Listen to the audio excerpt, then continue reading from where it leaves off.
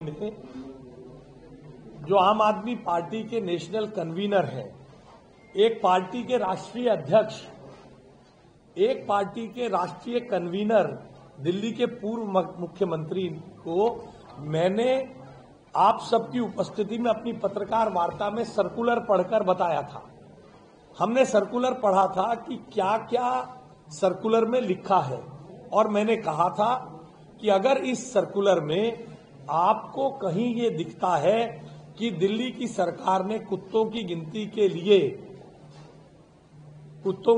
के लिए शिक्षकों को लगाया तो आप मुझे पढ़कर मार्क करके बता दीजिए। मैं शिक्षा मंत्री के नाते माफी मांगूंगा, अन्यथा अरविंद केजरीवाल जी माफी मांगे। उस दिन के बाद से कुत्तों की गिनती पे बात करना आम आदमी पार्टी के लोगों ने बंद कर दिया है। मगर हम दिल्ली की जनता के सामने अरविंद केजरीवाल जी जो आम आदमी पार्टी के राष्ट्रीय कन्वीनर हैं, उनके गैर जिम्मेदाराना, उनकी मारो भाग और भाग जाओ, झूठ बोलो और भाग जाओ, शूट एंड स्कूट की राजनीति को नहीं चलने देंगे। वे दिल्ली में बदअमनी फैलाकर अपनी राजनीतिक रेलेवेंस बनाए रखना चाहते हैं। इसलिए मैंने बहुत शालीनता से अरविंद केजरीवाल जी से निवेदन किया है कि अरविंद केजरीवाल जी, आप ब्यूरोक्रेट भी रहे हैं। मैंने लिखा है, given your background in administration as former chief minister, your statement can not be regarded as a mere misunderstanding. Instead, it appears to be a part of a deliberate attempt to derail smooth implementation of a very important safety initiative. Unfortunately, such conduct reflects continuous pattern wherein the Aam Aadmi Party indulges in what can be best described as shoot and scoot politics of making unfounded allegations, creating sensation and then retreating from responsibility. अब आप मुझे बताइए, एक party का राष्ट्रीय मुखिया जो ये क्लेम कर रहे थे गोवा में जाके, मैं ही तो अकेला राष्ट्रीय नेता आया हूं आपसे वोट मांगने, वो राष्ट्रीय नेता दिल्ली में जो है ही नहीं उस पर झूठ बोल दे। और मेरी बात को पुख्ता करने के लिए आम आदमी पार्टी ने कल ड्रामा किया।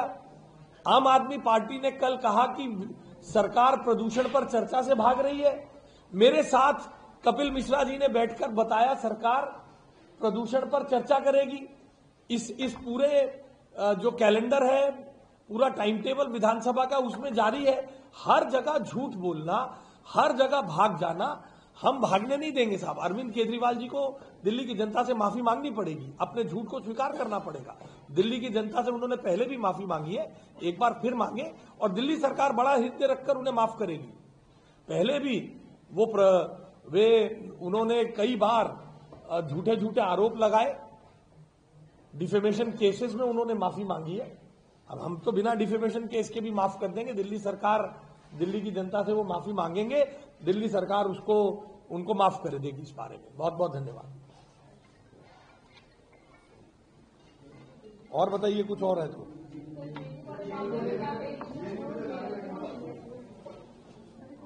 देखिए, उमर खालिद और शर्जिल इमाम की जमानत खारिज होने के बाद, जिस तरह से कल जेएनयू में नारे लगे हैं, मैं उसकी कड़े शब्दों में निंदा करता हूं। आदरणीय प्रधानमंत्री जी और माननीय गृह मंत्री जी के विरुद्ध निजी हिंसा की टिप्पणियां, ये निंदनीय है। ये टिप्पणियां इसलिए की जा रही हैं क्योंकि शर्जिल इमाम और उमर खालिद की जमानत रद्द हो गई। उमर खालिद ने दिल्ली दंगों में उसका हाथ था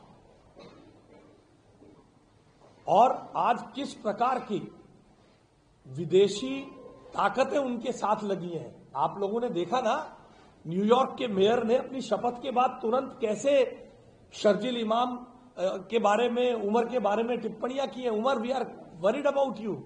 ये एक पूरा नरेटिव विदेशी ताकतों के साथ मिलकर पहले देश को अस्थिर करने की कोशिश की गई और अब जिस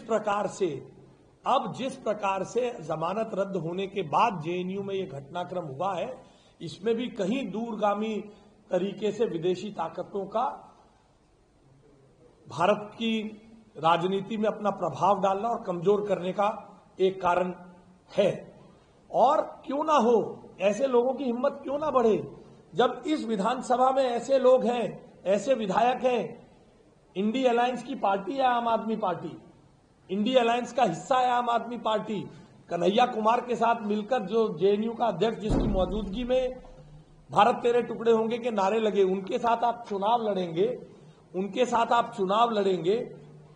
उनके साथ मिलकर चुनाव लड़ेंगे और आप सब मिलकर इन जमानत ना मिलने का विरोध जताएंगे, तो इस प्रकार से गलत तत्व जेएनयू में सिर उठाएंगे ही। हम सबको, किसी को भी देश के प्रति बोलने का अधिकार नहीं है। आप प्रधानमंत्री जी की शिक्षा नीति पर बोल सकते हैं, आप प्रधानमंत्री जी की खेती के बारे में नीतियों पर बोल सकते हैं, आप प्रधानमंत्री जी की किन्हीं और टिप्पणियों के बारे में बोल सकते हैं, गृह मंत्री जी की किन्हीं कृत्यों के बारे में, पॉलिसीज के बारे में बोल सकते हैं, मगर देश के खिलाफ बोलने का अधिकार किसी को नहीं है। In democracy we agree to disagree, मगर हम किसी के बारे में निजी टिप्पणियां, हत्या की बातें करना बिल्कुल निंदनीय है, बिल्कुल निंदनीय है। ये बिल्कुल गलत है, मैं इसकी कठोर शब्दों में निंदा करता हूं। और ऐसे कृत्यों के लिए ये इंडी अलायंस के जैसे दल जो इस विधानसभा में है, जो शर्जील इमाम के साथ मंच साझा करते हैं, ये लोग ऐसी चीजों को बढ़ाने के लिए जिम्मेदार हैं। वीके न्यूज, राष्ट्र के नाम।